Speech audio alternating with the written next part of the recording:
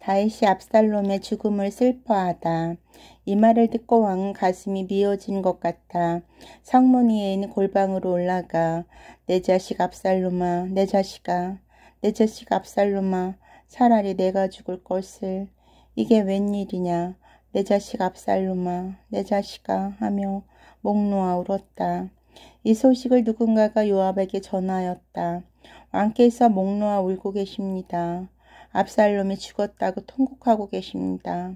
그래서 그날의 승리는 오히려 모든 장벽에게 슬픔을 안겨주게 되었다.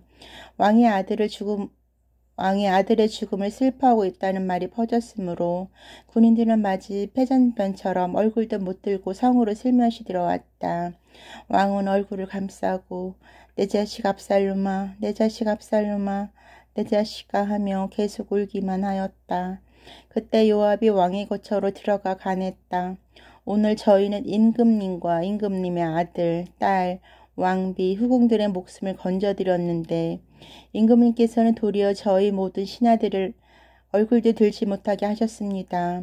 어찌하여 임금님을 미워하는 자들을 사랑하시고 임금님을 사랑할 사람들을 미워하십니까? 이제 보니 이 장병들이나 신하들은 임금님께 아무것도 아니었습니다. 우리가 모두 죽고 압살롬만 살았더라면 임금님 오히려 그것을 좋아하였으리라는 것을 이제 알았습니다.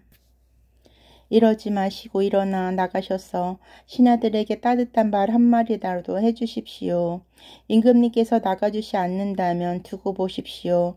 오늘 밤 임금님 곁에 머물러 있을 사람이 하나도 없을 것입니다. 그리 되면 임금님께서는 어렸을 때부터 지금까지 당하신 어떤 불행보다도 더한 불행을 당하시게 될 것입니다. 왕은 일어나 성문께로 나가 앉았다. 보아라, 왕께서 성문에 나와 앉으셨다. 이 말이 전군에 알려지자 모두들 왕 앞에 모여왔다. 한편 제각기 집으로 도망쳤던 이스라엘 백성들은 저희 족속들 사이에 서로 의논이 분분하였다. 지금 다윗 왕은 압살롬에게 쫓겨 망명에 가 계시지만 그분은 우리를 원수들의 손에서 건지고 블레셋 사람들의 손아귀에서 살려주신 분이 아니냐. 우리가 압살롬에게 기름을 부어 그를 왕으로 추대했었지만 이제 전사했으니 이런 판국에 왕을 궁으로 모셔 올 생각은 하지 않고 꾸물거리고 있을 게 무엇이냐. 이스라엘 백성이 저희끼리 하는 이 말이 왕의 귀에 들어갔다. 다윗 왕은 사독과 에비아달 두 사직에 전가를 보냈다. 그대들은 유다 장로들에게 가서 나를 궁으로 맞아들이는데 뒷전으로 돌가닥이 어디 있냐고 이르시오. 나는 그들과 같은 비를 받은 한 고륙이요.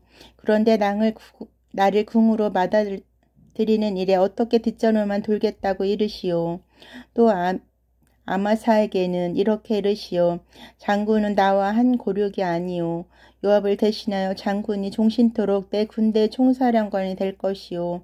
만일 그렇게 되지 않는다면 어떤 천벌이라도 받겠소. 이리하여 유다 백성의 마음은 모두 다윗에게 쏠렸다. 그들은 왕에게 사람을 보내어 모든 신하들을 거느리고 황궁하시라는 말을 전하였다. 왕이 황궁길에 올라 요르단강에 다다르니 유다 백성들이 왕을 맞으러 길갈까지 나와 있다가 요르단강을 건너들였다. 바후림에 살던 베냐민 사람 게라의 아들 시므이도 유다 사람들과 함께 다윗 왕을 맞으러 허둥지둥 내려왔다. 그는 베냐민 사람 1000명을 거느리고 있었다. 사울 왕조 때의 신하 시바도 15 아들과 부하 20명을 이끌고 요르단강으로 달려내려와 왕 앞에 이르렀다. 그들은 왕족 일가가 강 건넌 일을 거들어 왕의 안심을 사려고 했다. 게라의 아들 시므이가 요르단강을 건너가서 왕 앞에 엎드려 아뢰었다. 임금님, 소인에게 죄를 주지 말아 주십시오. 임금님께 예루살렘을 떠나시던 날 이 소인이 저지른 잘못을 마음에 두지 마시고 잊어주십시오. 소인이 어떤 잘못을 저질렀는지 스스로 잘 알기에 이날 요셉 가문 가운데서 누구보다도 먼저 이렇게 임금님을 맞으러 나왔습니다. 스루야의 아들 아비새가 이 말을 받아 아뢰었다. 저 시므이가 야훼께서 기름 부어 세우신 임금님을 그처럼 욕해인데 어찌 살려둘 수 있겠습니까? 그러나 다윗은 이렇게 말하였다.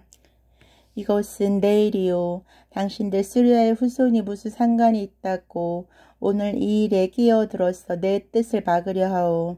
나는 이제야 비로소 이스라엘 왕이 된 것 같소. 이런 날 이스라엘 사람을 하나인들 죽여서야 되겠소. 그리고 다스 왕은 시므에게 결코 죽이지 않겠다는 다짐을 주었다. 사울의 손자 무비보셋도 왕을 맞으러 내려왔다. 그는 왕의 몸을 피한 날로부터 이렇게 무사히 돌아온 날까지 발도 씻지 않았고 수염도 닿지 않았으며 옷도 빨아입지 않았다. 그가 예루살렘에서 왕을 맞으러 오자 왕이 물었다. 무비보셋은 왜 나와 같이 가지 않았소? 그가 대답하였다. 임금님, 제종 녀석이 소인을 속였습니다. 소인은 임금과 같이 가려고 종더러 나귀 안장을 얹으려고까지 일렀습니다. 소인은 절름발이가 아닙니까? 그런데 그 종이 임금님께 소임을 모함하였습니다. 그러나 임금님께서는 정말 하늘이 내신 분이시니 처분만 기다리겠습니다.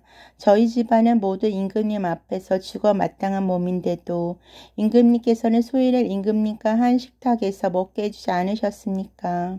그러니 무슨 낯으로 임금님께 살려달라고 다시 호소하겠습니까? 왕이 말하였다. 무슨 말이 그리도 많소. 그대가 차지한 땅을 시바와 나누어 가지도록 하시오. 그러나 무비보셋은 임금님께서 이렇게 무사히 돌아오셨으니 저는 괜찮습니다. 다 시바에게 주십시오 하고 사양하였다. 또 길앗 사람 바르질레가 왕을 배웅하러 로글림에서 내려와 요르단강으로 나왔다. 바르질레는 80세나 된 노인이었는데 굉장한 부자로서 왕이 마하나임에 머물러 있는 동안 양식을 데우던 사람이었다. 왕은 바르질레에서 잘 대접해 주겠다면서 예루살렘에 가서 같이 지내자고 하였다. 그러나 바르질레는 사양하였다. 제가 얼마나 더 살겠다고 임금님을 모시고 예루살렘을 올라가겠습니까? 제 나이 이미 80인데 무슨 낙을 더 보겠습니까? 먹고 마시니 맛을 압니까? 남녀가 노래를 부르니 제대로 알아듣기나 합니까? 그런데 어찌 늙은 것더러 임금님께 짐이 되라 하십니까? 소인이 임금님을 모시고 요르단강을 건너 조금은 더 배웅에 올리겠습니다마는 소인에게 그런 상을 베푸실 것까지는 없습니다. 선영에 있는 고향에 돌아가 묻히는 것이 제 소원입니다. 그 대신 여기 소인의 아들 김함이 있으니 임금님께서 이 아이나 데려다가 잘 보살펴 주십시오. 왕은 그럼하고 대답하였다. 김함을 데리고 가겠소. 노인께서 원하는 대로 무엇이든 아드님에게 해드리지요. 부탁대로 다 해드리겠소. 전군이 요르단강을 건넜다. 왕도 건넜다. 왕은 바르질레와 입을 맞추고 복을 빌어주며 작별인사를 나누었다. 바르질레는 고향집으로 돌아갔고 왕은 김함을 데리고 길갈로 떠났는데 유다군 전부와 이스라엘군 절반이 임금님을 모시고 따랐다. 그때 온 이스라엘 사람이 왕에게 항의했다. 유다 사람들과 우리는 같은 결례가 아닙니까? 그런데 그 사람들만 임금님을 독차지하여 임금님의 왕실과 신하들을 모시고 요르단강을 건너다니 이럴 수가 있습니까? 그러자 온 유다 사람들이 이스라엘 사람들에게 대답하였다. 왕께서는 우리와 가까운 사이가 아니냐? 그런데 그런 일을 가지고 왜 이렇게 화를 내느냐? 우리가 왕께 무엇을 얻어 먹기라도 했단 말이냐? 우리가 왕께 무슨 선물이라도 받았단 말이냐? 이스라엘 사람들이 유다 사람들의 말을 받았다. 왕을 모시는 일이라면 우리가 차지할 몫은 열이라 된다. 더구나 우리는 너희의 형벌이다. 그런데 너희가 우리를 업신여기다니 어찌 이럴 수가 있느냐? 왕을 다시 모셔오자는 얘기를 꺼낸 것도 바로 우리가 아니냐? 그러나 유다 사람들은 이스라엘 사람들 앞에서 고집을 굽히지 않았다.